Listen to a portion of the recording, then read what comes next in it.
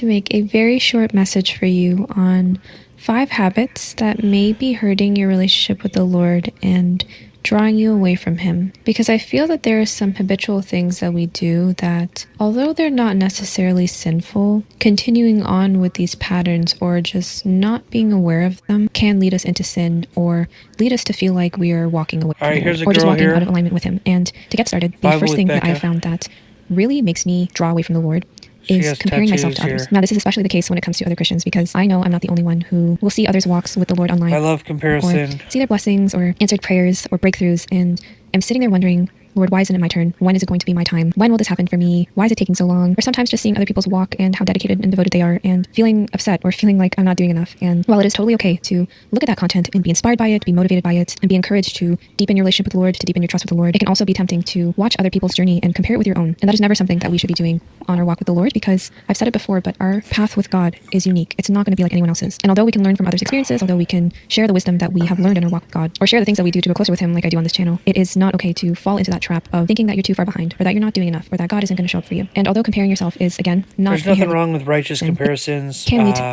just like sports. It can lead to jealousy, it could lead to anger, animosity towards others and towards God. And so we have to be very careful in being aware of how we are reacting when we compare ourselves with others. I haven't seen this video, I have no idea what she's going to say. Or their blessings as a source of inspiration or as a reminder of God's faithfulness? Or are you looking at it with jealousy? Are you looking at it with anger or frustration with God? And if you are falling into the latter, I completely understand. And it is important on your walk with God to try to change your perspective on it, or to try to reduce the temptation as well, because social media can really encourage that spirit of comparison, because not everything you see online is true. And in a lot of cases, 15-second videos are not a teller of someone's entire life. When we go online and we see people living the lives that we wish we had, we start to forget the blessings that are already given with why are you into those sins, or it can lead you to feel that frustration with God. Now, the second thing that I want to talk about, the second habit that I know a lot of people struggle with on their walk, is people-pleasing. People-pleasing is such an annoying habit, because I feel like the moment you realize you were doing it, it just doesn't feel right. And it's because it isn't. In Galatians 1:10, Paul makes a very good point by saying that if we are living to please man instead of the Lord, then are we truly servants of Christ? Every time I am tempted to people-please, that verse always convicts me, and it is a good one to carry around if you do struggle with this habit, because people-pleasing, while, again, not inherently sinful, can lead to sin. For example, if you're at work and other people are gossiping or judging other... Koakai on the Greek, it's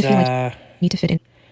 Koakai, flattery. Like you are not the odd one out. You can feel inclined to participate in those things because you are trying to take control over your image. That is something that I personally found that I do, but... Or if you're really soft on sin because the guy is your friend, that's a form of people lead to a lot of different things, a lot of different negative things. And one of the biggest things is lying, because by not expressing how we feel, by not placing boundaries, by not standing up for our values or standing up for what God calls us to be, it can lead us to not be honest about who we are. It can lead us to not be honest with others. It can lead us to tell white lies or not be authentic to our identity in Christ. And I feel like a major misconception that a lot of believers have is that following Jesus means being nice all the time. And I want to make it clear that while Christ was kind and He was compassionate, He also stood up for what He believed in. He also put His foot down and placed boundaries. He took time away in solitude to spend time with the Lord. I'll give you that.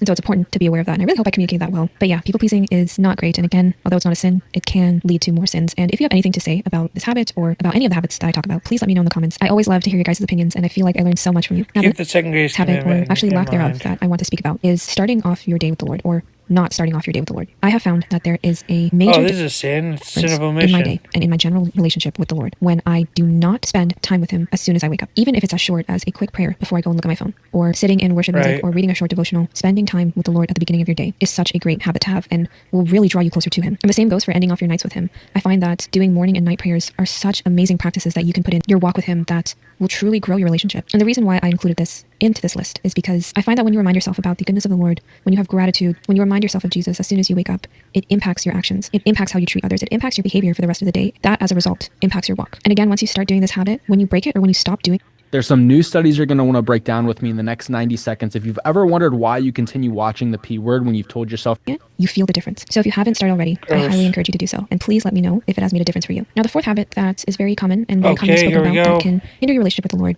is worrying. And I know this is something that can sometimes seem unavoidable. I know it is something that is definitely a major struggle in a lot of your guys' lives. It is a major struggle in mine as well. But extensive. I'm just trying to play out that scared of something, or I'm playing over a million scenarios. The moment that I voice it or write it down, I realize how ridiculous I was being. I feel like sometimes in our head things can be so scary or so real, but then the moment we kind of step back and look at what we were thinking about or worried about, we can realize how silly it was. And if this has ever happened to you, please let me know, because I have a feeling I'm not the only one. And so the last habit that I want to share with you that could be hurting your relationship with the Lord is overworking yourself. And I've made a video on this, on the importance of taking rest, but by overworking, it can mean a lot of things. For example, I found that I was overworking myself when it came to my job because I was afraid that God wasn't going to provide. I was afraid of taking time to rest because I felt like I needed to control everything, that the responsibility was fully mine to take care of myself. And having that mentality really draws you away from the Lord, because He is a provider. He is a caregiver. He wants to bless you. He wants to be your source of comfort. And if you keep relying on yourself and your own strength, you're eventually going to burn out. Even God had a rest day after creating the world. Who are we to tell ourselves that we don't need rest? Jesus rested all the time, and we are called to be like Him. I feel like there's a very toxic idea in our society that rest means laziness, that we need to hustle. And while it is important to work hard, it is important to harvest. It is important to rest as well, because you're human, and rest That's what God told me. Prayers is so important for your health. And godly rest is not lazy. Just rest and pray. Rest can mean recharging by reading the Word. It can Okay, great video, I guess. Pretty good.